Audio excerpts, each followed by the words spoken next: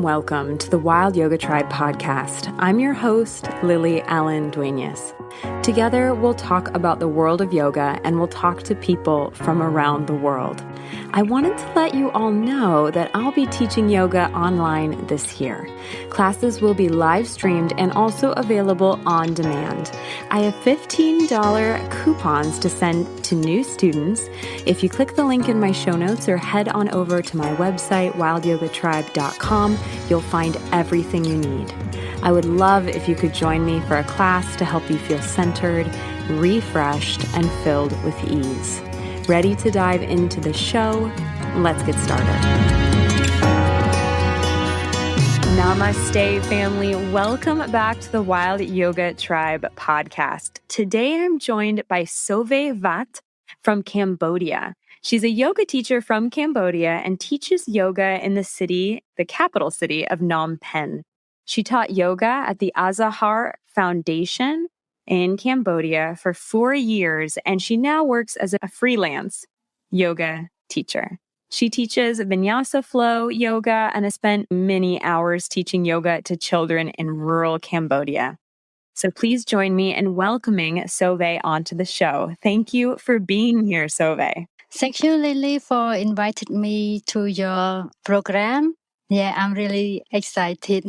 Me too. So let's start off by just you first telling us how you first came to know of yoga. How did you first get introduced to yoga? The first time that I practiced yoga in 2015, at that time, I'm not really interested practicing yoga because I'm go to the class because of my team. I joined one program and the program offered a yoga class. Yeah, so I joined the class. And I'm not really interested at the first time because after class, I feel a little bit dizzy and exhausted.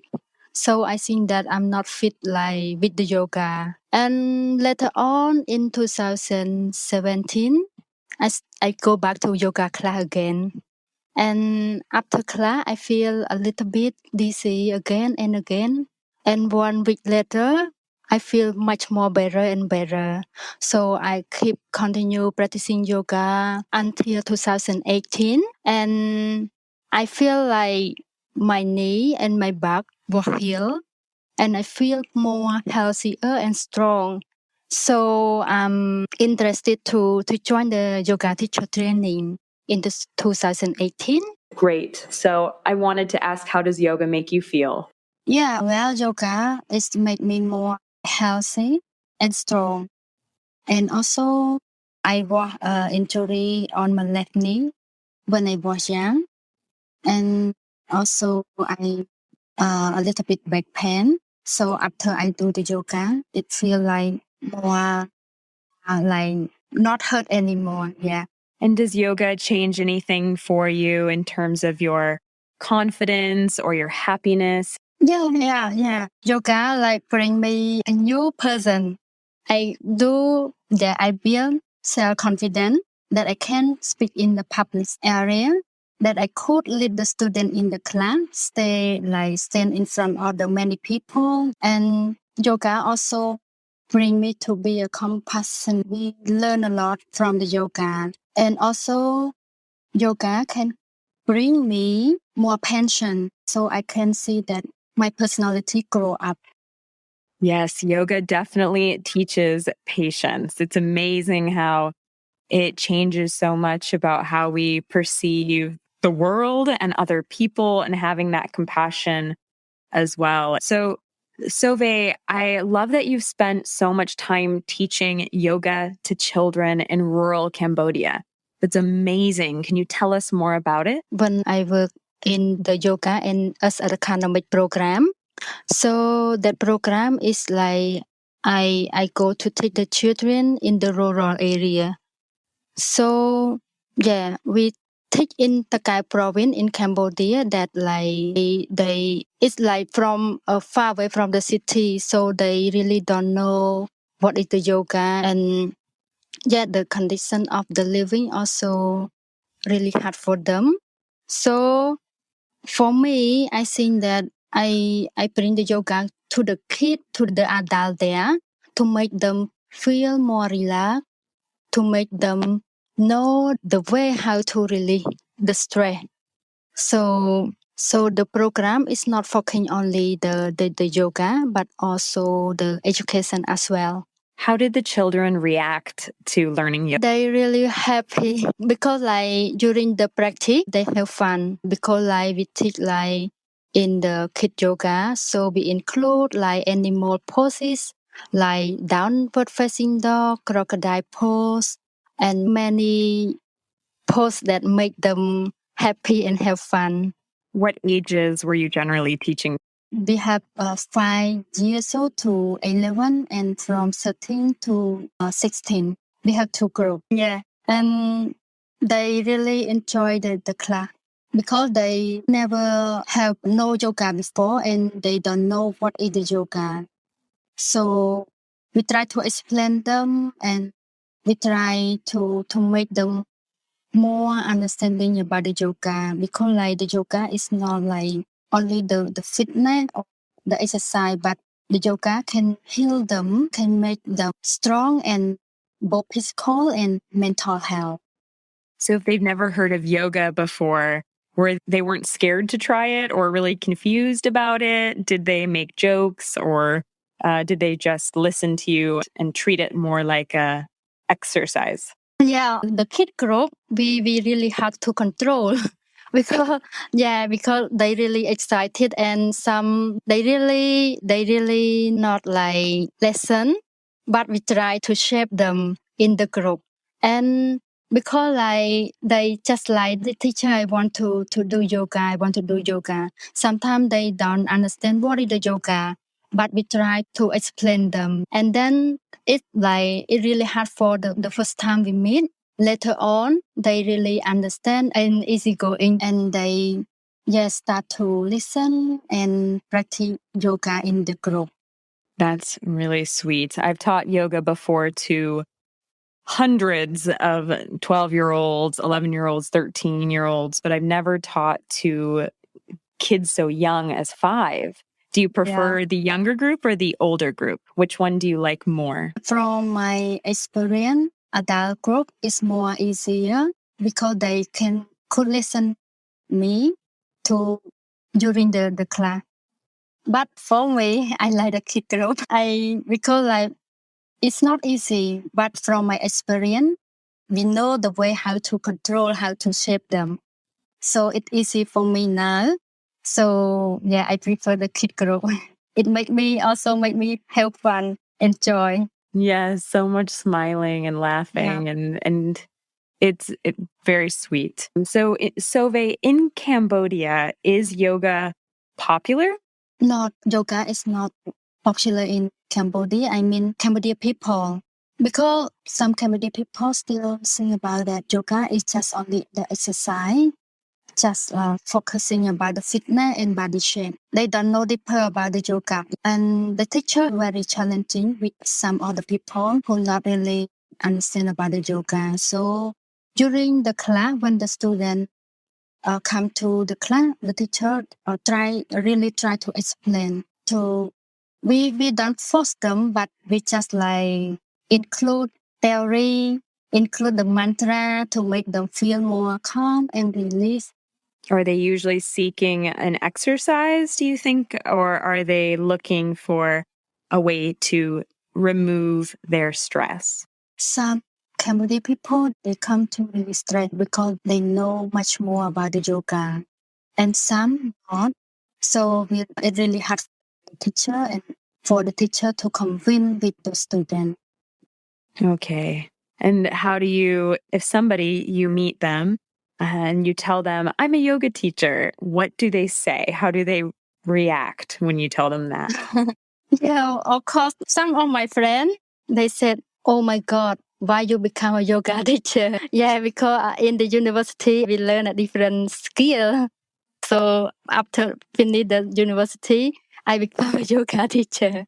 Yeah, they also surprised. But after during the lockdown or the COVID-19, yoga is very important one that they need. So they just chat to me how to practice yoga. and how to do the yoga to relieve your back pain, to have the digestion system. Yeah, so I feel proud since that time.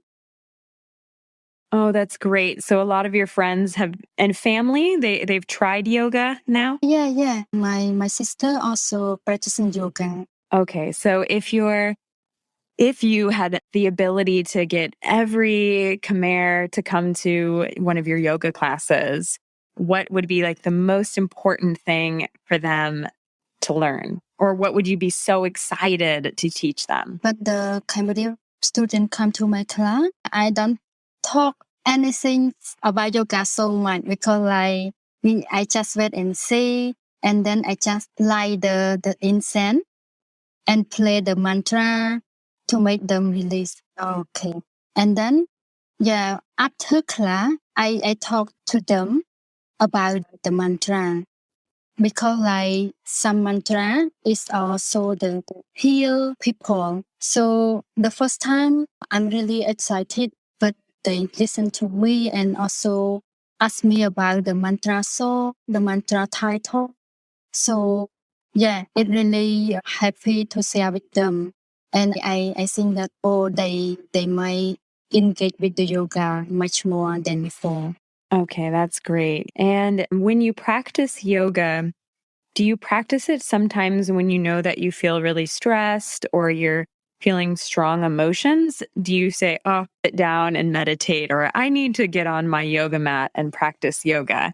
If you do that, and if you do, how do you feel before and after? Before, when after class, after doing yoga, I feel relaxed, feel more energy. Before practice yoga, I feel stiff. I feel when I feel not good, I just sing a lot.